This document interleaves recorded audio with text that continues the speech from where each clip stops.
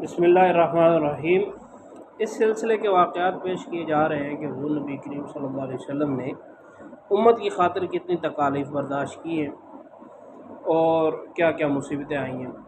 ان میں سے ایک یہ ہے کہ جب آپ صلی اللہ علیہ وسلم نے صفا پہاڑی پر چڑھ کر اپنے اقرباء و اعزاء کو اسلام کی دعوت دی تو ابو لہب نے آپ کی شان میں بہت سخت الفاظ کہے۔ اس نے کہا کہ الہٰذا جماعتنا یا محمد، کہ تبا لک یا محمد، کہ تمہارے دونوں ہاتھ ٹوٹ جائیں، نعوذ باللہ من ذالک، اور کیا تم نے ہمیں اس بات کے لیے جمع کی ہے؟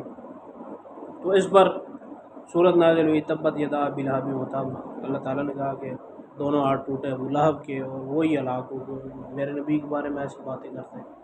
تو جب صورت یہ ہے تبت یا صورت اللہب یہ نازل ہوئی ہے تو ابو لہب کے دو بیٹے تھے، عتبہ اور عتیبہ، اور حضور نبی کریم صلی اللہ علیہ وسلم کی دو صاحبزادیاں حضرت رقیہ اور حضرت ام کلثوم رضی اللہ تعالیٰ عنہما ان دونوں کے نکاح میں تھی۔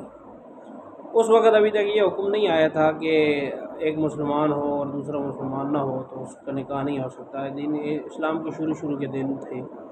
ابو لہب نے بیٹوں کو کہا کہ اگر تم نے ان کی یعنی حضور نبی کریم صلی اللہ علیہ وسلم کی بیٹیوں کو طلاق نہ دی تو میں تم سے کوئی تعلق نہ رکھوں گا۔ ان دونوں نے باپ کے کہنے پر عمل کیا اور آپ صلی اللہ علیہ وسلم کی صاحبزادیوں کو طلاق دے دی۔ اب دیکھیں کہ ایک عزت دار باپ کے لیے اس کی دو بیٹیوں کا اکٹھا ہی گھر اجڑ جانا انتہائی صدمے کا باعث ہوتا ہے۔ مضبوط سے مضبوط انسان بھی وہ کمزور پڑ جاتا ہے، اس کے اعصاب جواب دے جاتے ہیں۔ آپ صلی اللہ علیہ وسلم کو یہ صدمہ کیوں دیا گیا؟